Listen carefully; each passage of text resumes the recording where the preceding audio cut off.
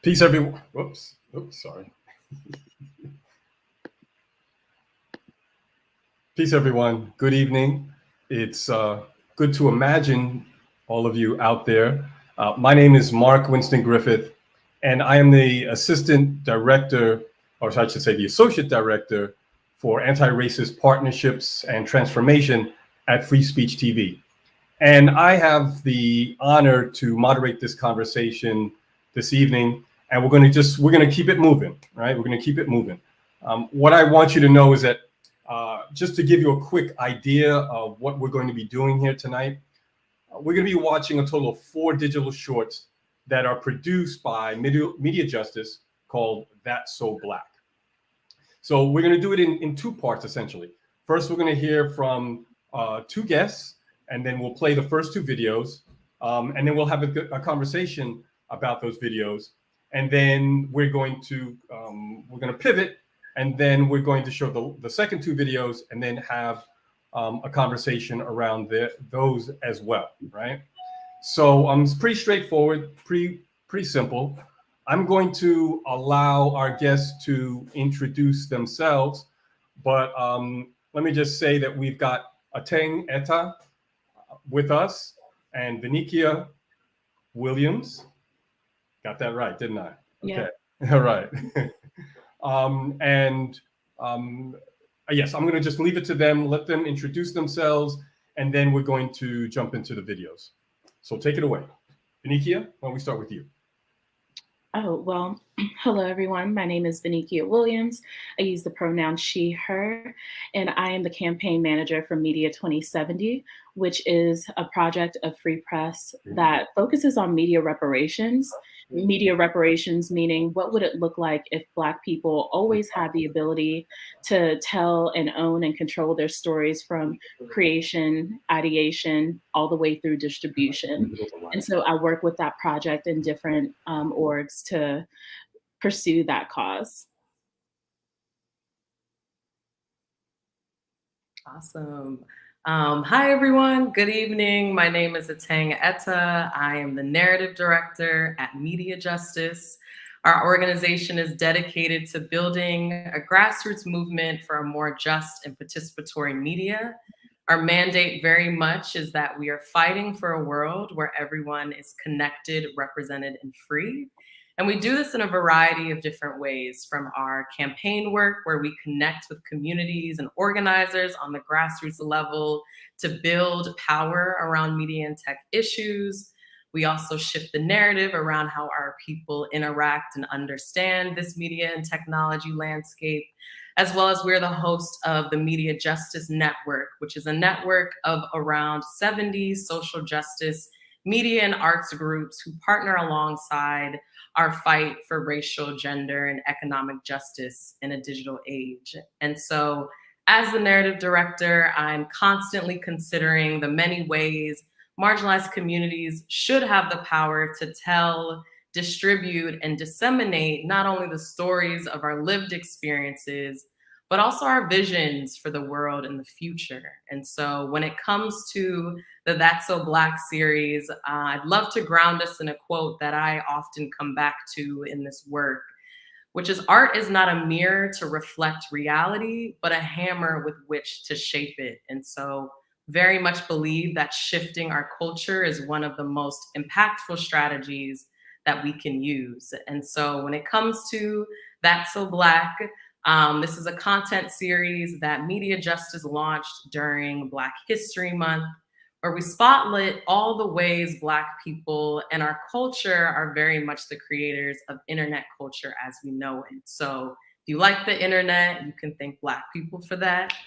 And since its inception, the internet and social media has created environments where Black people can produce our own content, broadcast what's going on in our community, especially happenings that mainstream media is ignoring, neglecting, or misconstruing, as well as the internet is such a space for us to convene together to discuss everything from police abolition to Beyonce's new song. And so Black people, particularly folks who are queer, disabled, undocumented, and marginalized, have always turned to the internet to share our histories, our experiences, and our legacies. And so this project is very special to us. This is an example of the culture shifting and narrative work that MediaJustice carries out. And so as you all will see pretty shortly, this series is infused with pop culture references and visuals, and that's because we wanted a series that would be fun and informative and really break down different concepts for you all in a very accessible way so that, one, you already know that you are an expert already in this media and tech landscape, but also so that folks can feel that much more invested in taking action with us within the broader media justice movement. And so want to shout out my colleague, Ophelia Overton, who produced the videos as well as pitched this idea that we're going to see. And so just really, really honored and thankful for the incredible reception around this project. Great, thank you. Thank you to both of you. I think that we can now jump into the videos. We're going to see two, right? Volume 1 is called Ballroom Slang, and Volume 2 is AfroNet. So let's jump into it. Yes, Queen! Time to play a brand new game called Spill the Tea. What's our mission, Penny?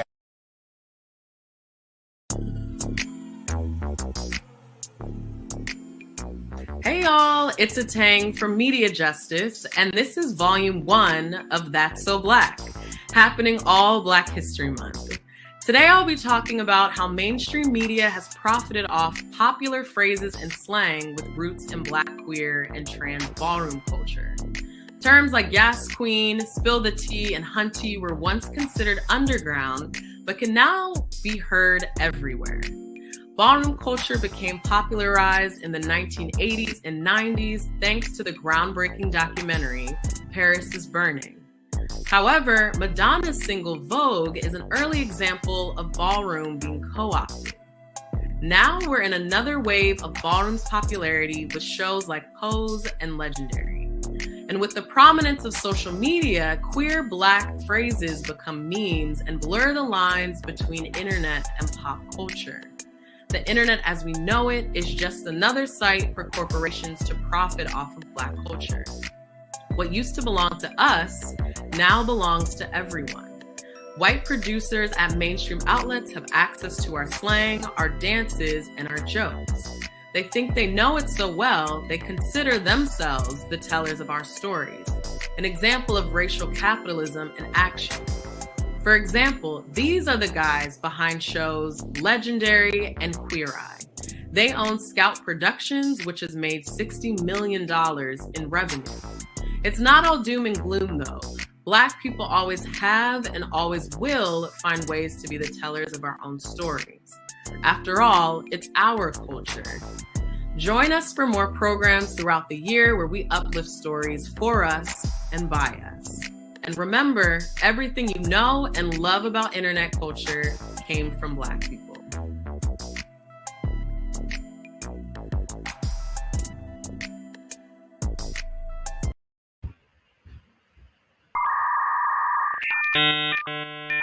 You've got mail.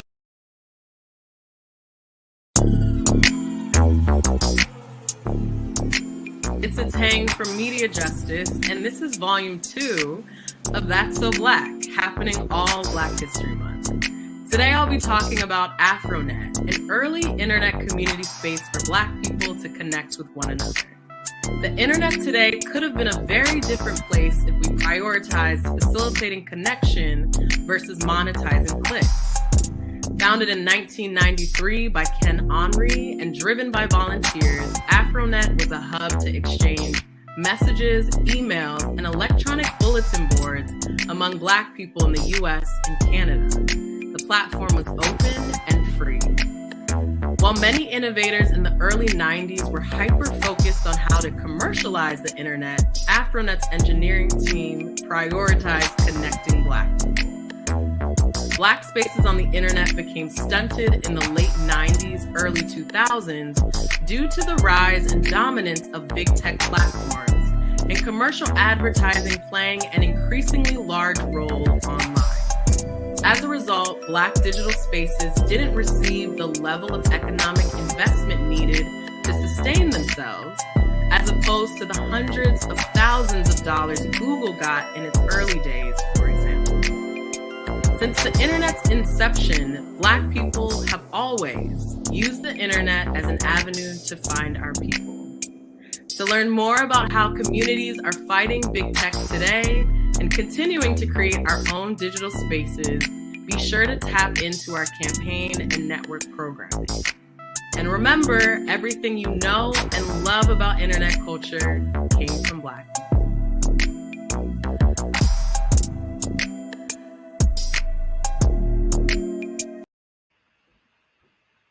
Great. Thank you for that.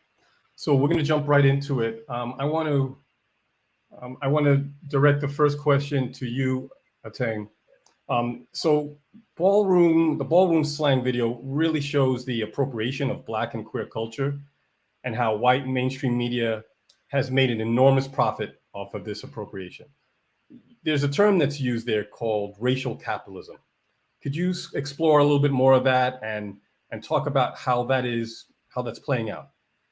Yeah, absolutely. So the term racial capitalism, just as background, is a concept coined by Cedric Robinson in his book, Black Marxism.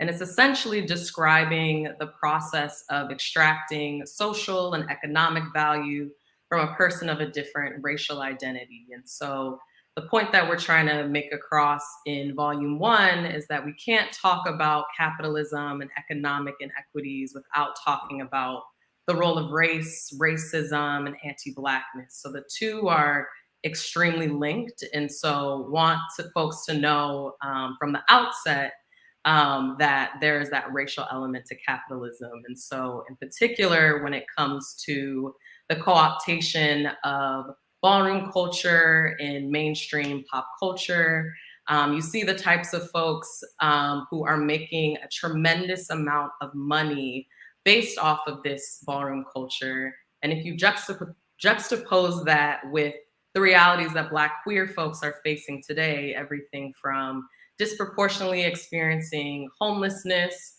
struggling to access affirming healthcare.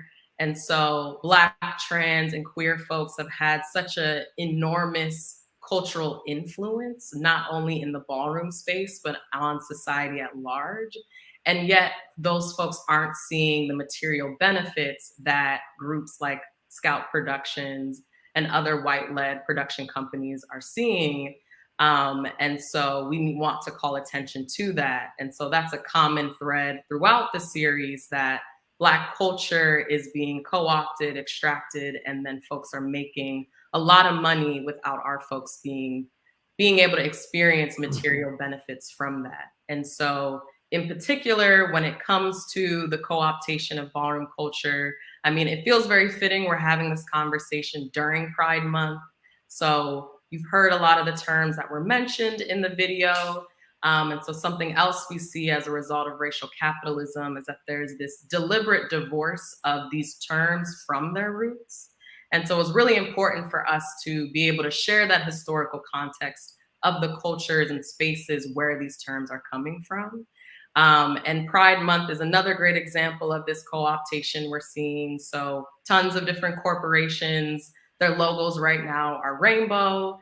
It's July 1st on Friday, so we'll definitely see that transition. And so it's just very much a staple of capitalism and white supremacy to be able to seek out what feels trendy and popular, find a way to monetize that while removing and divorcing that from the folks who are ushering in that culture.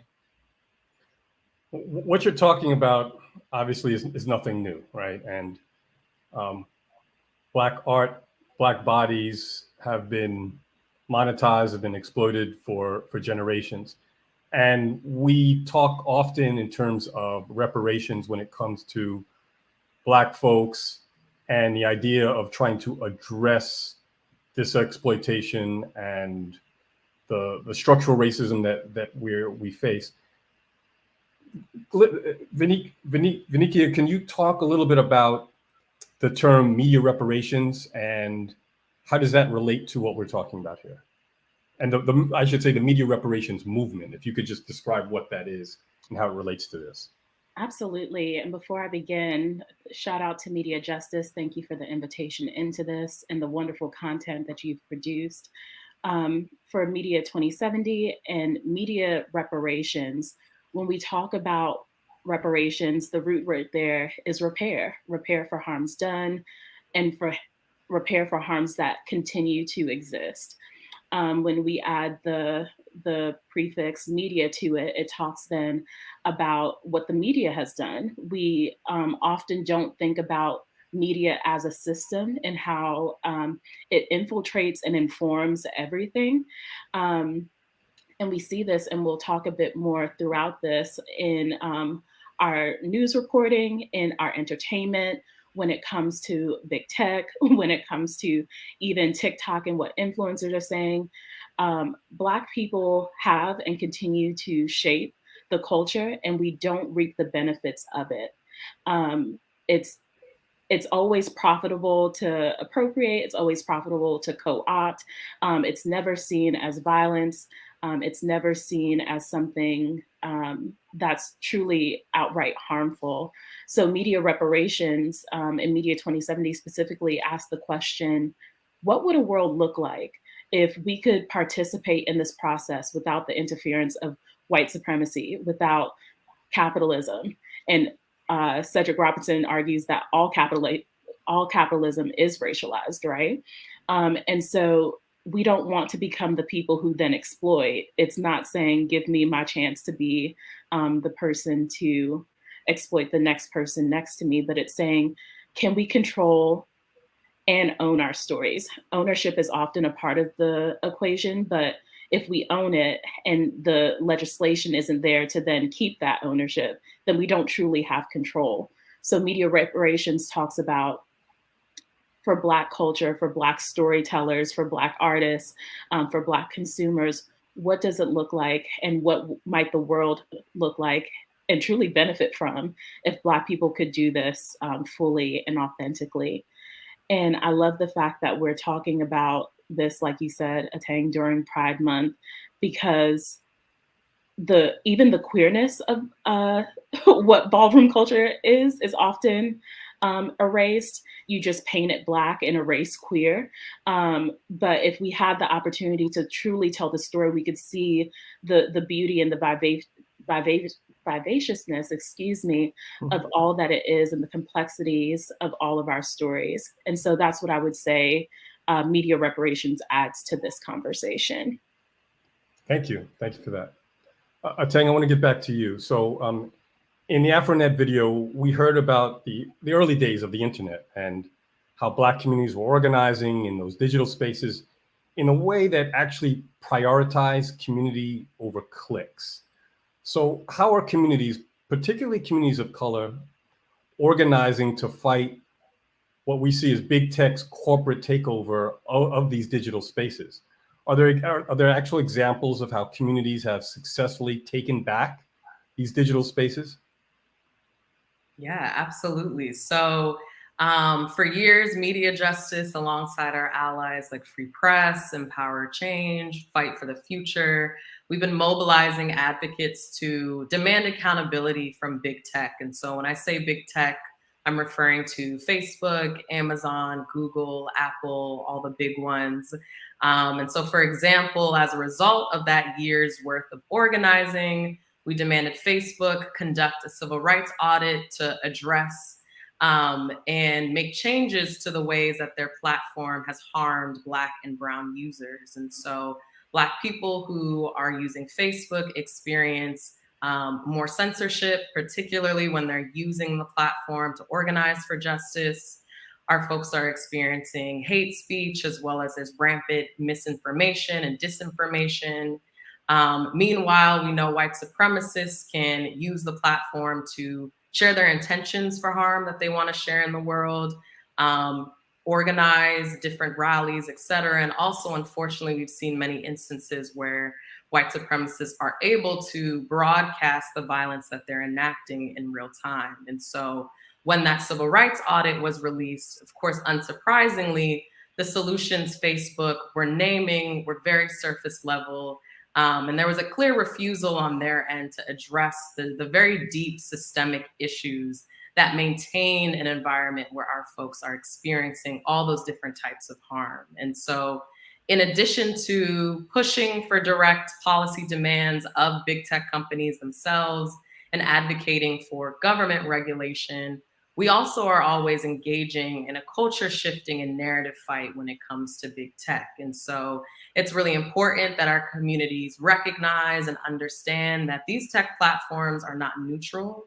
Big tech wants us to think that they are neutral, and that's a deliberate decision and strategy on their behalf. It's a way to absolve themselves of accountability to our communities. And so it's really great to see the ways that community members have been using the platform to raise awareness around this. I'm someone who definitely believes that culture is going to shift well before policy. And so that deep cultural organizing work, we've been seeing communities on the ground engaging in that. And particularly in the wake of the overturning of Roe v. Wade, we've also seen community members sharing digital safety and security resources, given all the different ways our communities are harmed by big tech, by interacting with these platforms.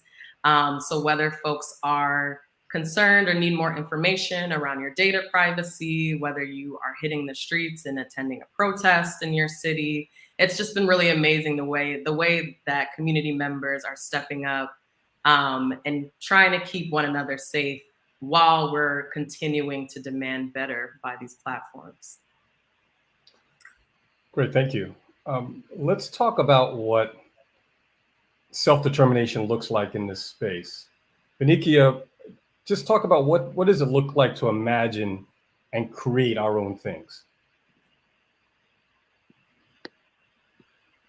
Yes, yes.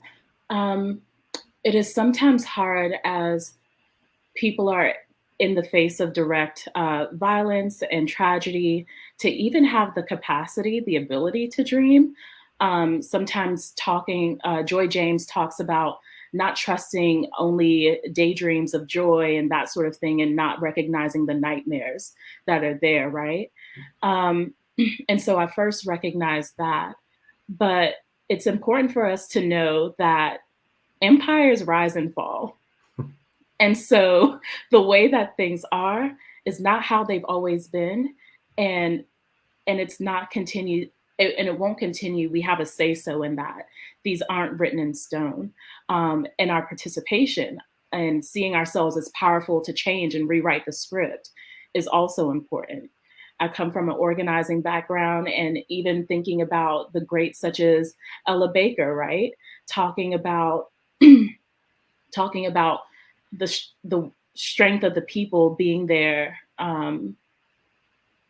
being within communities to shape their futures. That's truly what we're seeing, and what I hope to see as we talk about ourselves as organizers, and not waiting for them, whoever them is, to save us, right? And so self-determination within this space first looks like us recognizing we need to have a different set of priorities and principles. We can't just split the script of who's in power and keep the dynamics the same, because the world needs to look a little bit different. And so what does it look like for us to prioritize ourselves and support networks that we create? Because as we talk about the internet, as we talk about social media, it was supposed to be to connect people, not to surveil them, not to troll them, not to do the work of harming them. And so what if we actually made these networks of care? What if we thought about ourselves as the ones that we've been waiting for. And Media 2070 asked these questions because they often go unasked in the face of tragedy, right? The work of organizing can be a lot of high highs and low lows. One of those lows even being what we were seeing within the reproductive justice space. But there have been organizers who have been organizing for a while, who have seen the writing on the wall for a while, and they're still doing the hard work. And so to say, in the face of injustice, in the face of oppression, in the face of all that's happening, to continue to fight, to continue to build, not just doing the work of harm reduction, but doing the work of world building. I often think of, and something that grounds me is Octavia Butler saying, "There's nothing new under the sun, but there are new suns." And so for us to create these new worlds, I need us to believe that that's attainable. It can start with a new social network. You don't have to use Instagram or Facebook or, well, Facebook owns Instagram, or any of these other things. So building new networks to connect. But it could also, I think about us slowing down tech, and especially in the instance of surveillance, like going back to written messages, going back to oral tradition, things that can't be so easily surveilled. I think practicing fugitivity as we build these new worlds is something that we'll need to lean into. And so not translating everything for the powers that be, right? You'll see a lot of things that are created to do that, that say, here's a translation of what this means, but we don't need to do the work of doing that if we're building a new world. And so those are just my initial thoughts on what it would take to create and sustain something new. First of all, principles that center people and care over profit,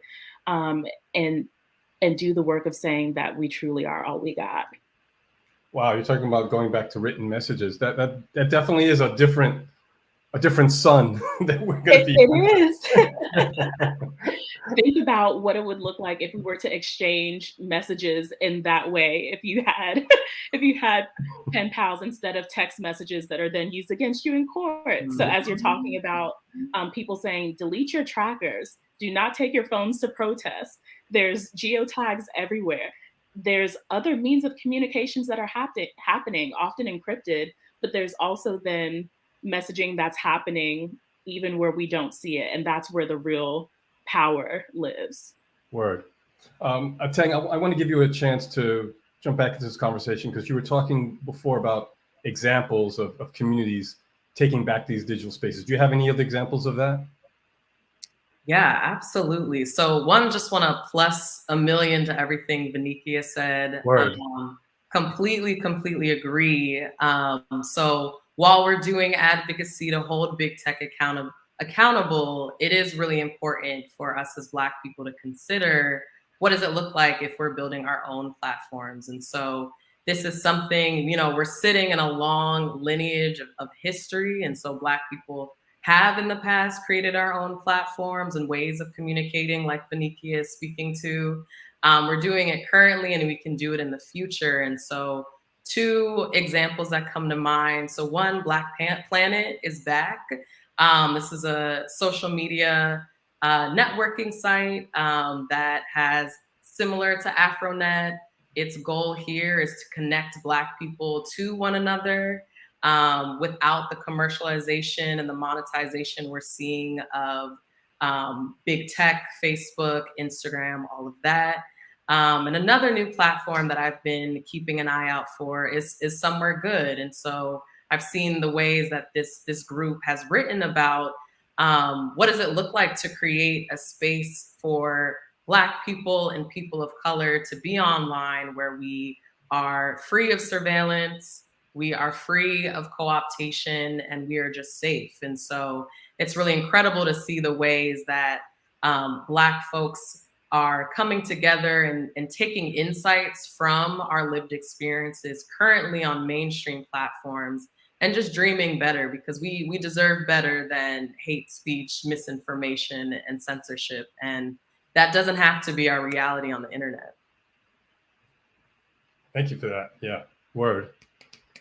Okay, so let's pivot now and go to the second pair of videos. Volume 3 is entitled Me Too. Volume 4 is Influencers. So let's go to those two right now. We will not be silenced! Things have really changed, and Time's Up represents change.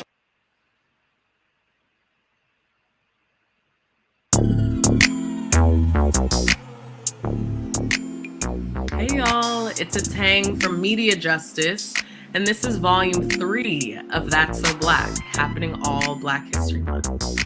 Today I'll be talking about Me Too and how Black women have always used media and the internet to help keep each other safe from patriarchal violence. Since Black women were first brought to this country and subjected to control by white men, our bodies have not always been our own. This country's laws were designed to offer us no protection, so we've needed to seek community, safety, and justice through other means. Many Black women turned to media and pioneered a rich history of using storytelling to affirm our experiences and expose the unique harms we've endured due to racial capitalism. Here are 4 times Black women used media, the internet, and cultural organizing to demand safety from harm and mistreatment. The most well-known contemporary example of this is Me Too, which didn't garner mainstream media attention until a few rich white women tweeted about it in 2017. However, the movement started over a decade before in 2006, thanks to the hard work of activist Tarana Burke and other Black women activists. The power of these 2 words demonstrated the sheer prevalence of women and genderqueer people experiencing sexual violence. The cultural organizing strategies that made the Me Too movement so successful can be traced all the way back to slavery. In 1861, Harriet Jacobs published her autobiography, Incidents in the Life of a Slave Girl, which exposed not only the evils of slavery, but the way sexual violence was used specifically to exert dominance over Black people. This book challenged the Jezebel stereotype that Black women were naturally promiscuous and couldn't be raped.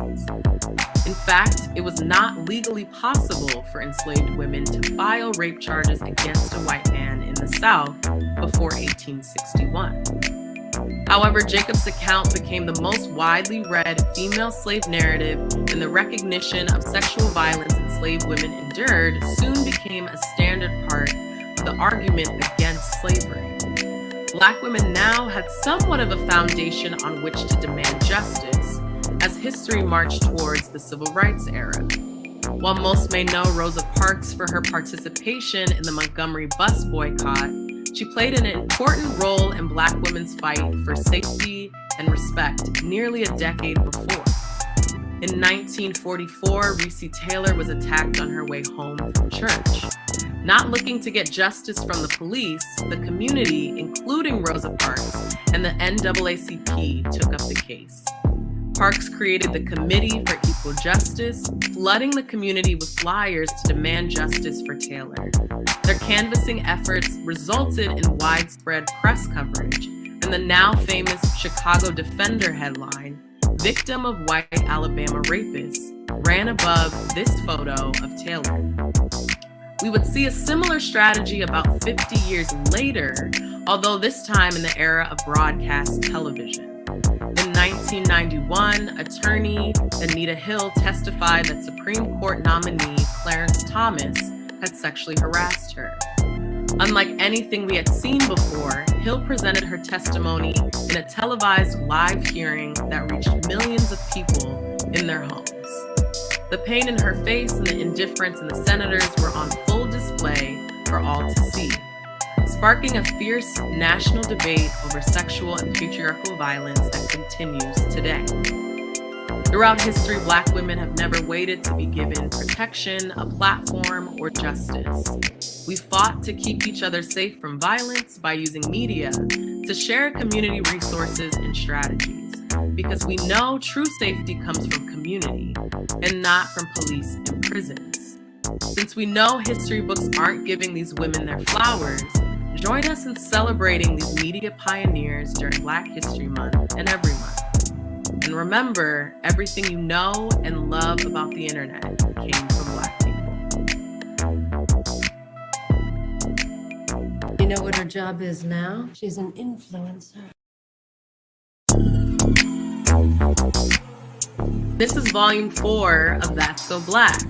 Today I'll be talking about influencers and how they only exist because of Black culture. In the early 2000s, Ashley Weatherspoon tweeted hashtag "You know you're black when," and within 2 hours the hashtag went viral. This would be the start of what we know now as Black Twitter. In 2009, Twitter broke the news of Michael Jackson's death a full hour before ABC News reported on it, giving the platform unprecedented clout. From Zola's Twitter thread to Popeye's chicken sandwich, corporations recognized Black social influence and profited from viral content. This practice isn't limited to Twitter.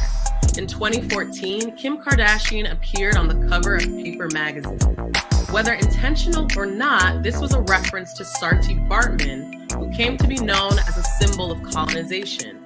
Less than a year later, Kim became the most followed person on Instagram with 44 million followers. Kim and her family, whose collective net worth is $2 billion, have profited off their appropriation of Blackness, earning up to $500,000 per sponsored social media post. Kim walked so today's TikTok stars could run. According to Forbes, the top 5 highest earners on TikTok collectively brought in over $55 million last year. No Black creators made the list, despite Kabi Lame having the second highest follower count on the platform, and the fact that most viral challenges are created by us. For example, Addison Rae's routine to Megan Cardi B's WAP was viewed over 300 million times, the 9th most viral video on the platform of all time. Her content led to earning $8 million, film deals with Netflix, and brand partnerships. No matter the platform, influencers have taken their clout from Black people. And remember, everything you know and love about internet culture came from Black people.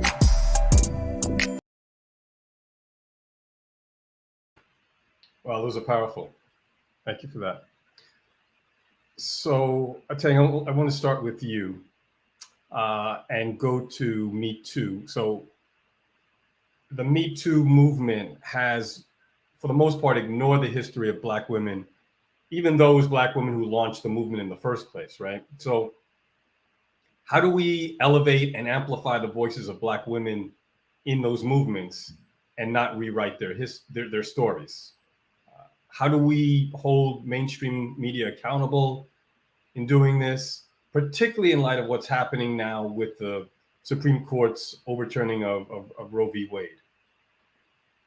Yeah, absolutely. So we've talked a lot throughout this conversation about the co-optation and the extraction of Black culture in all different facets of society. And so it's interesting because folks are constantly asking, you know, what are the ways that we can make sure we are centering the correct folks? And honestly, quite frankly, we should just be listening and following the lead of not only Black cis women, but the Black queer, gender non-conforming, trans folks who have been leading the reproductive justice movement, like Beniki was mentioning earlier.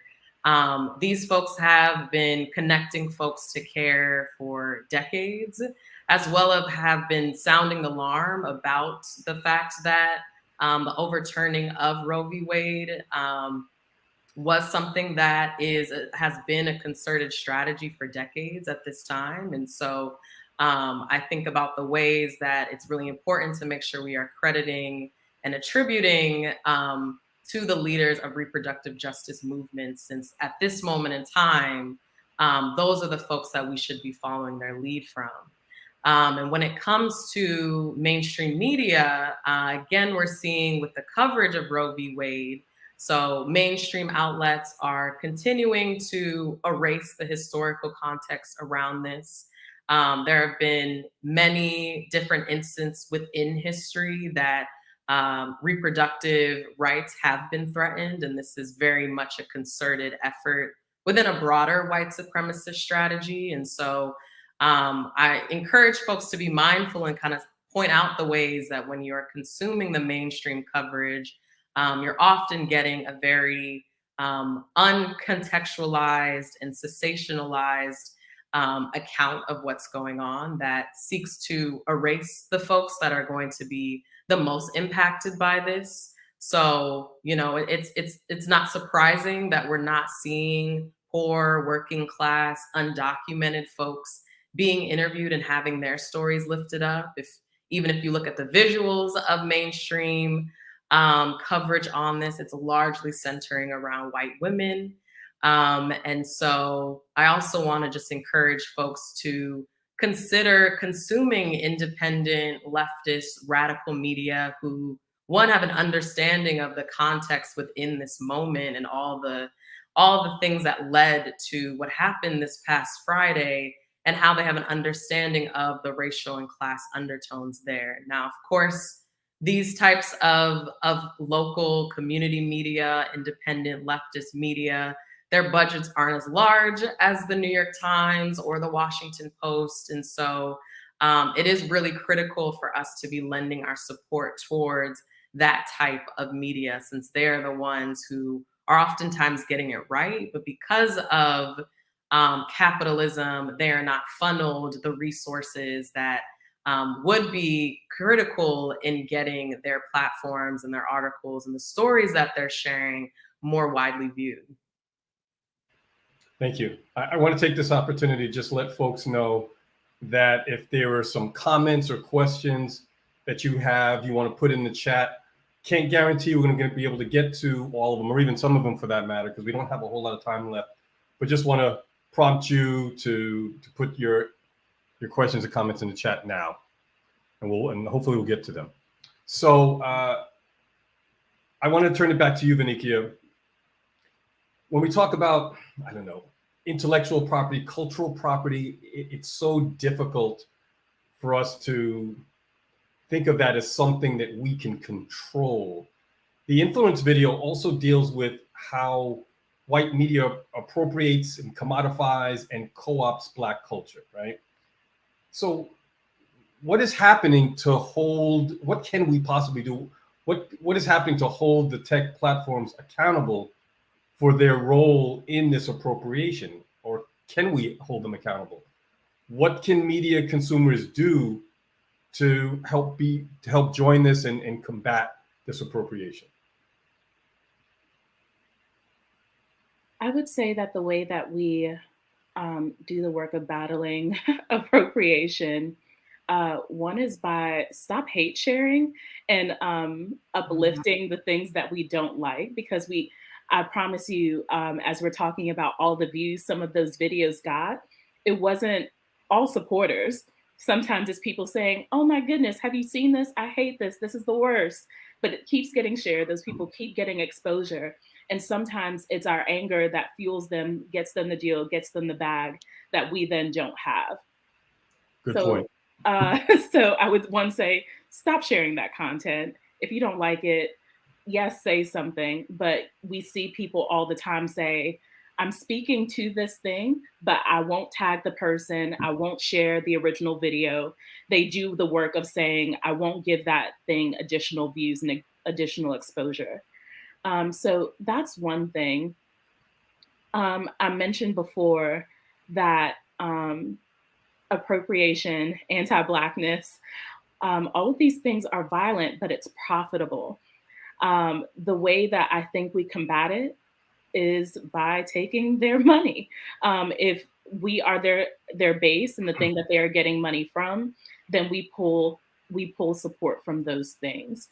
And we saw this even on TikTok, where there were Black creators saying, after seeing all of the views and support and things that their white counterparts were getting, saying, we're not making another viral dance. We're not adding any more videos of that sort to a platform that doesn't support us, that isn't necessarily showing that they are for us.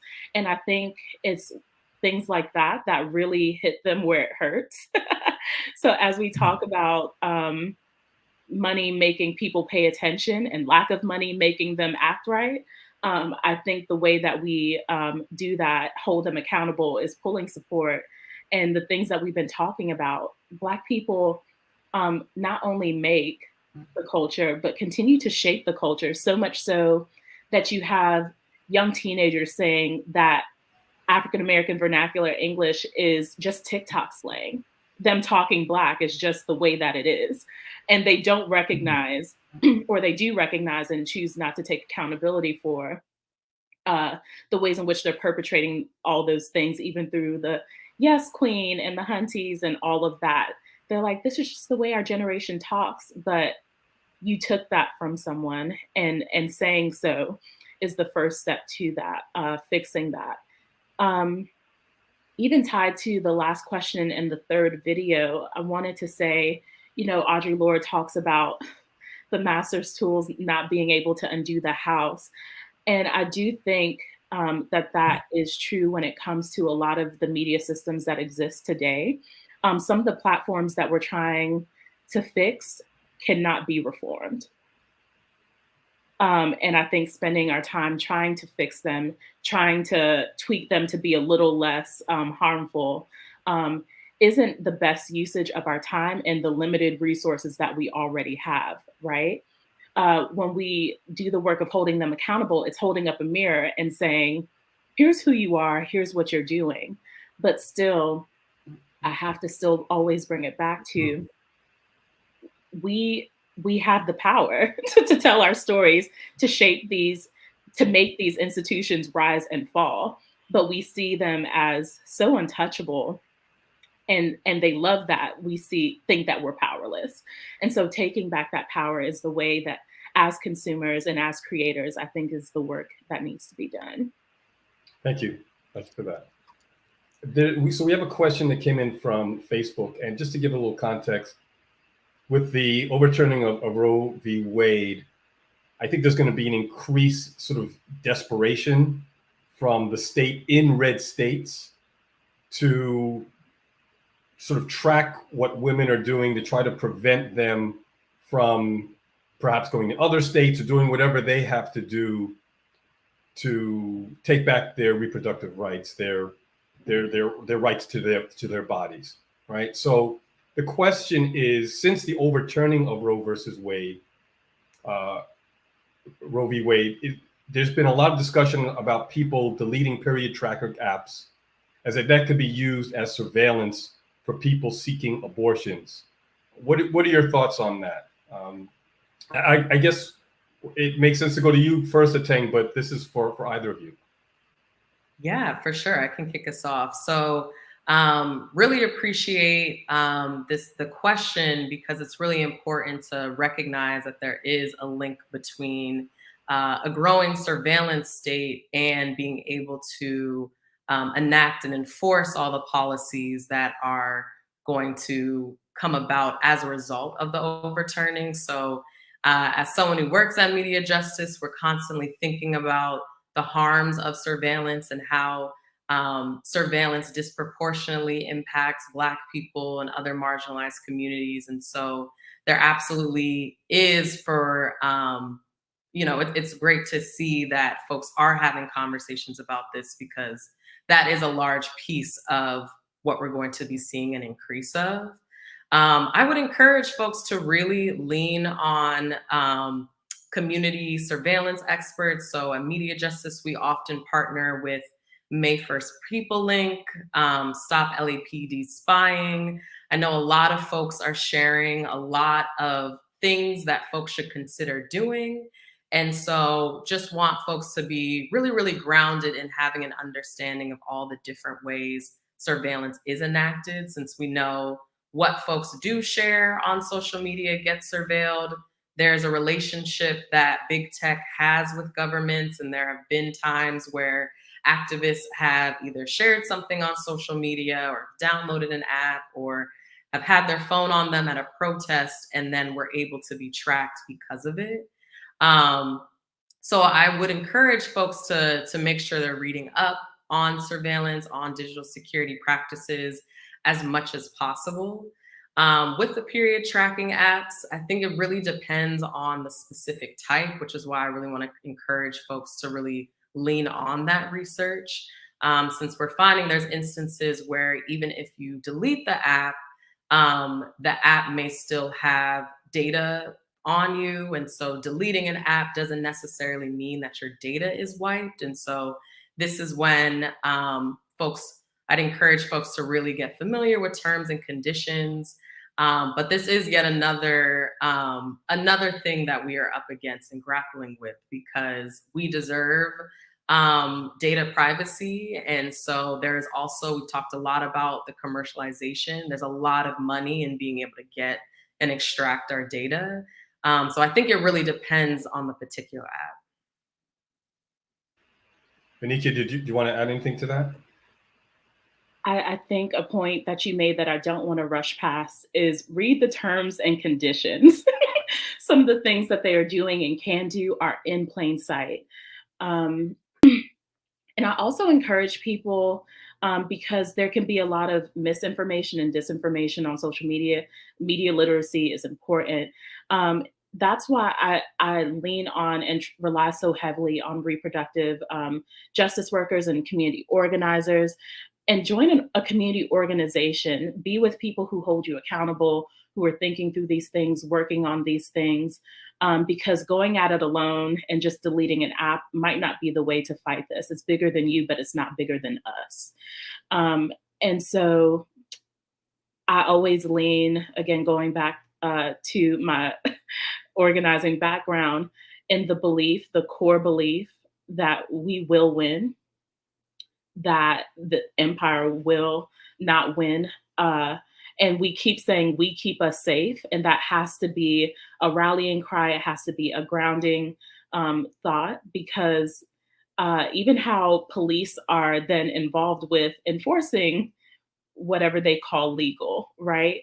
We have to think about how we're interacting then. And as we talk about abolition, reproductive justice is such a part of that. So as we're saying, no more prisons, as we're saying, defund, abolish the police, as we're saying, here are the things that no longer keep our community safe that we need to remove, and here are the things that we need to introduce in order to support and facilitate care. We need to be thinking about that communally and not so much individually. But what you can do as an individual, read the terms and conditions. You're asking a lot there, okay? It is a lot, but I mean, if you were to come back and buck up against them and say, well, you didn't say, right? We have in the fine print, we told you we could use these things against you, and you just willingly, because it was a cute app, a cute questionnaire, gave us right to everything that was there. So yeah, at least familiarize yourself. Sure. Take a law class. I wouldn't ask everyone to do that, but maybe you have a friend who, which is why community is important. Maybe you have people who are more familiar with those things that can help you then when faced with those things. Thank you. So we have just a few more minutes left, and I want to give you both, Ateng and Vanikia, an opportunity to, if there's something you may have missed, some thoughts you want to share. Also, if you can give folks an idea to sort of how to activate themselves and how to take the information that you've given them and do something with it and connect with your organizations and your work. If you can do that, that'd be lovely. Let's start with you, Ateng. Yeah, absolutely. Something I would add to the conversation around influencers is, again, I keep coming back to the ways that community has shown up for one another. And so when it comes to specifically Black content creators, I've seen the ways that folks are supporting one another, using their platforms to speak out against the co-optation and the exploitation of the content that they are putting out. I've seen really great ways that folks are sharing resources around, appropriate attribution, credits, keeping each other safe. And so, in general, I would say as folks in the world, we are interacting with media and technology all the time. And so if this is the first time you're hearing about the media justice movement, I just want to affirm that as a result of you interacting with media and technology, you are an expert in this area and you know more than you think. And so that's one of the reasons why with That's So Black, we wanted to really share this information in a very accessible way to energize with the hope of folks wanting to then get a little bit more involved with our specific campaign and network. And so I just think about all the amazing ways Black community has come together. And so the reception around this project has been really, really incredible, and honestly consider this a love letter and ode to Black people and the beautiful cultures that we are a part of. And so if you were energized by anything you heard tonight, definitely reach out. Would really encourage folks to keep in touch and follow MediaJustice's work. So we've been sharing information about how you can get updates from us. So definitely follow us on social media, as well as if you're interested in joining our email list. We send a lot of great emails. We won't spam you.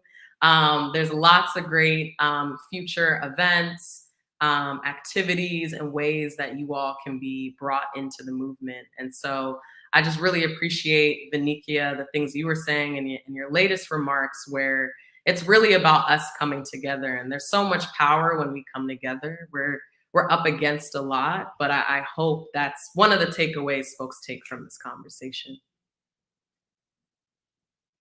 Vinikia? I just want to thank you both. So grateful to be here tonight. And I would say my last charge to all of us speaking, since this is so Black, I'm talking to Black people. That's so Black. Remember the griot. Remember the culture makers. Remember the storytellers, the artisans, because they truly do the work of telling us who we've been. They tell us who we are and who we can be.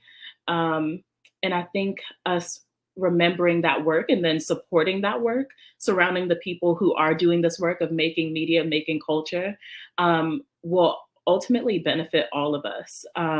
We have to learn this interdependence.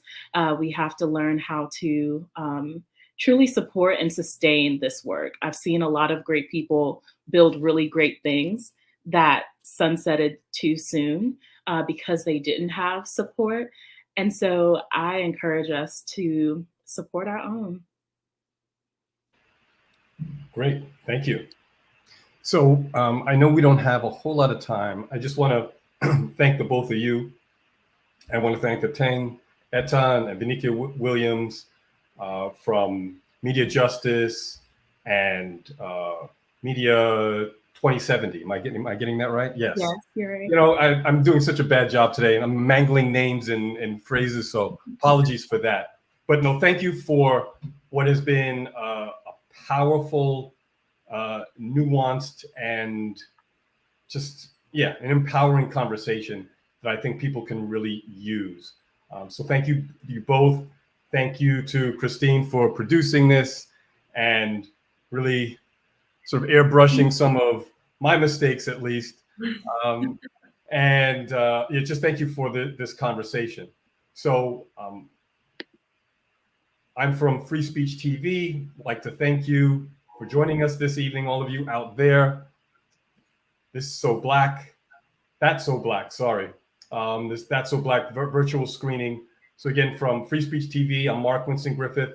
You have a great evening. Bye-bye.